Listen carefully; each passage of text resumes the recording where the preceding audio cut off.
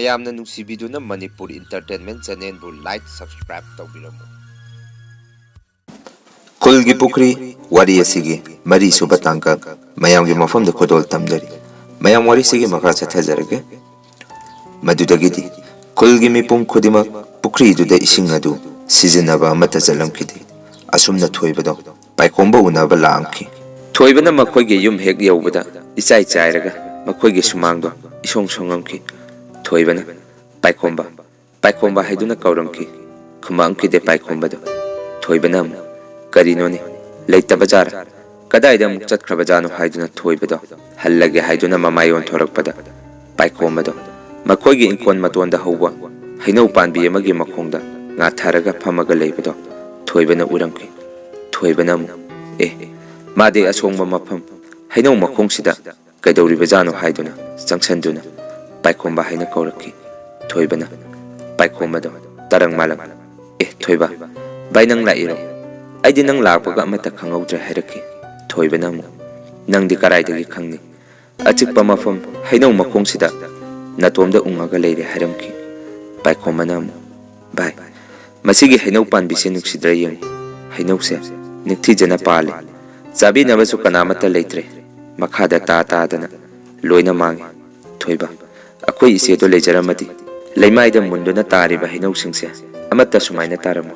iche na maupa ingonda wanglaba hainau panbi se kadu hekpiu hairamba wafam singdo ngasi su ai kaudri bai ai muk laibuk thiba se leiram khidrani ima su inthi nungwaina machak khangja haudre baba su nganni ichini pabu thadok amuk chatkre aduma oijarabasu aigidi isena imani ipani khanduna asa amaga loina na hingjarakpa punsini ngasidi ipa ima ani saksaba ise dusu amuk aibu thadok chatkre haujikti bai aigi punsise hingbagi kanadabra haina khalle hairamki paikomba thoibana paikomba thoidokna ju khanjalunu da bai taibung semba mapu magi kumhai ngaktani tamba ngamdaba miyoi mapong ahana kongi watani bai haujikti nangi tunggi punsida kari anauba khongthang thangba yabagi haibado amuk khallo haidun thoibana hairamki paikomba kari mata khumamde thoibana bai nangbu thabak ama chatlambadai madudi adum chatlibara hangamki paikomba bai chatre ai thabak do aina thabak halakpu khudingi aigi isena maupai bu ngairamduna bungo chichegi achapot leirakpra haiduna hek chen thorakpada haujiksu aina thabak halakpada yum sida hek yorokpada ise bu chen thori iboideni maduna aibu amuka hena wahali aduna ai thabak to ebai hairak thoibana paikomba bai ai nangunda paw ama tabara hangba lakpani hairamki paikomba kari pawna bai hangamki thoibana bai akoi khulgi pukhri se handak mi toina lauri basi bai nang tabara hangamki thoibana paikomba hoi bai ai tari kumamki thoibana paikomba khulsigi miyamna ise thoibi sinagi thawainani khulsigi mi lauri basi haiduna ngangna ba matai hairaki paikomba ikang khangaudana yamna sauna sumna hairaki kaigino khoi khulsigi mi singsina ichili pabu asuk handana ubirisibo leikidraba aigi isetu amuk putoktuna badanam pirisibo thoiba ai akoi khulche thadoktuna chakhrage achikpa mafam amada punsise naitom hingjarkhrage haiduna paikomba yamna sauna khumaki thoibana phare sabai nang yamna saura mani sigi wase to ase ado paikomba isigi sanagi liktudi pukhri sidagi phangkhrabra hangamki paikomba bai phangkhidre khulsigi pukhri manungsida adum leikhramani khumangki adubu thoibana paikomba mache tu bisnagi misigi matangda wari kharadi sananingbani adubu paikomba yamna saubaduda thoibana kona matang saba amada ingna tamna haudo oke khalamki asumna thoibana paikomba lao kayak asaibuk thusi yumsida bai nang adum lisanbado wakhal yamna pixelani aiga asaibuk sum thusi lao hairamki thoibana adubu paikomba bai ai thoaroigeda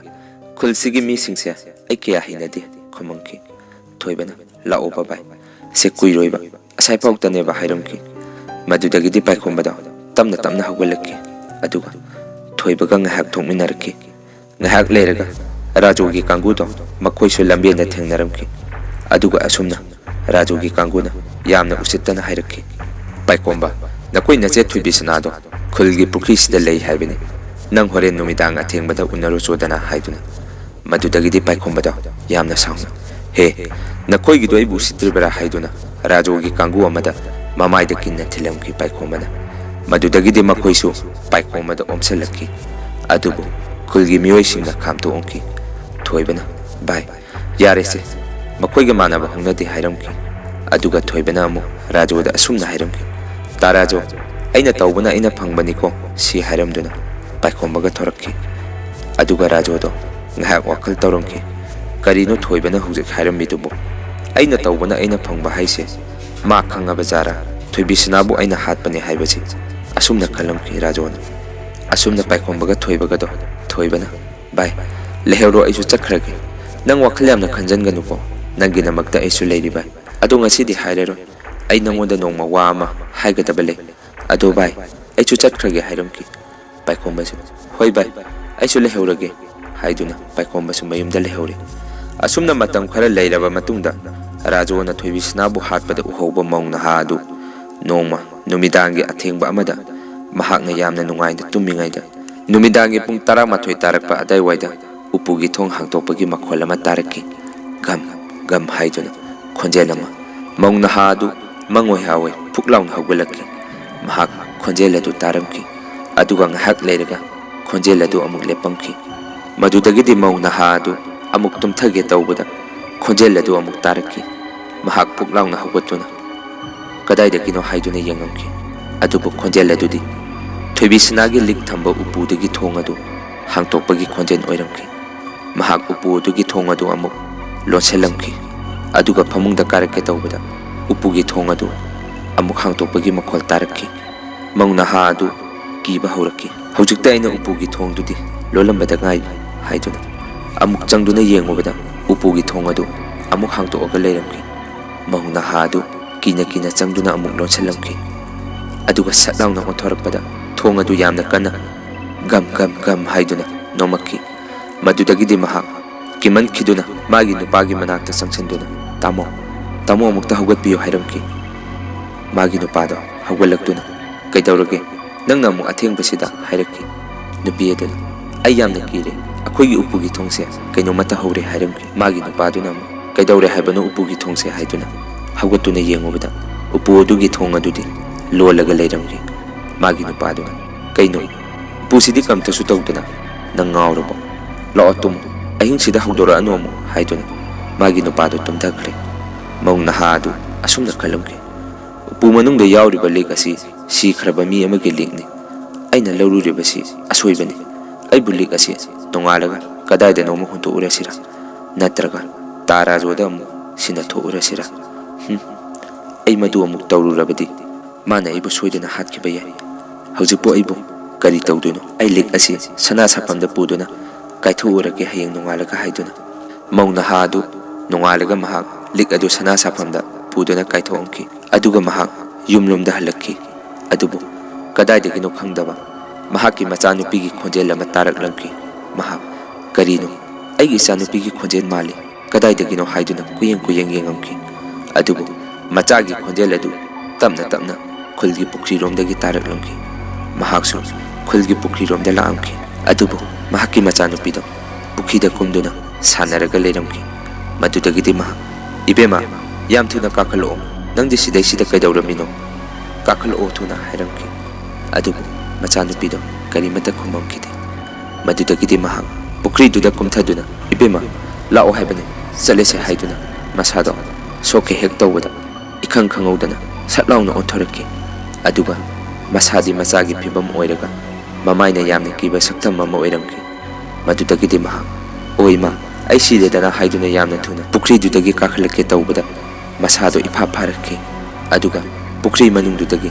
yamna kiba khut ama lamkhalakduna magi makhungda paiduna pukhri dugi manungda chingthaki asumna maungna ha adugi haksang dusu numit humni leiraga pukhri duda sina phangki pawadu rajo su taramki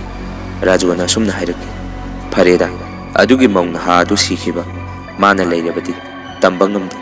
aina thoibisnabu hatpani haiduna mayamda haidorokpasu hojikte aina thoibisnabu hatpani haibase kanamata khangdre haiduna rajo do yamna harawki asumna paikhombasu khulgi pukhri duda misi mina thori ibadu masu taramki aduga khulgi misingnasu mahaki mache thoibisinagi thawainani haiduna wa launabadu paikhomba lepham chapam amata khangjilaktre madudagidi paikhomba na asumna khalamki khulsigi mi pukhri sida mafam maram khangdana siribasi aigi isigi thawainani hairabanina phare ai hore numidang athengmada khulgi pukhri sida ai chattuna yengage haiduna paikhomba da asumna khalamki madudagidi paikhomba do numidangi pung baro taramdaida hogatuna khulgi pukhri romda laamki aduga maha khulgi pukhri akoibaduda ngahak yengomki aduga tamna pukhri duda kumthaduna asumna hairakki iche nambu khulgi pukhri sida leibro khulgi miyamne ichebu khulgi pukhri sida lei hai iche napala I iche nang thor o hairamki paikhomba adubu karimata tawramkidi madudagidi paikhomba do ngahak leiramaga chatlage haiduna pukhri dudagi kakhalake tawbada nga ma ikhang khangawdana thorakki aduga paikhomba mayam ngasigidi wari asi matang asai chida loijare wari makha amuk mayam punna amuk ngai minasi